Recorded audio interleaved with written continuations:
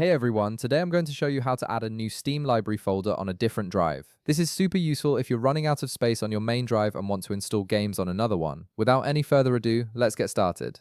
First, open your Steam app and log in with your credentials. Once you're logged in and on the main Steam interface, direct your attention to the upper left corner of your screen. You'll see a menu option labeled Steam. Go ahead and click on it, and from the drop-down menu that appears, select Settings. This will open up the main settings window where you can configure various aspects of your Steam client. Once the settings window opens, look at the left panel where you'll find different categories. Click on Storage. This section is where Steam manages all your library folders and shows you how much space you're using on each drive. It's the control center for where your games are installed and stored. Now, you'll see a drop-down menu on this page. Click on it and select Add Drive from the options. This initiates the process of adding a new location where Steam can install and store your games. It's a straightforward way to expand your storage capacity without having to uninstall existing games. Next, another drop-down menu will appear.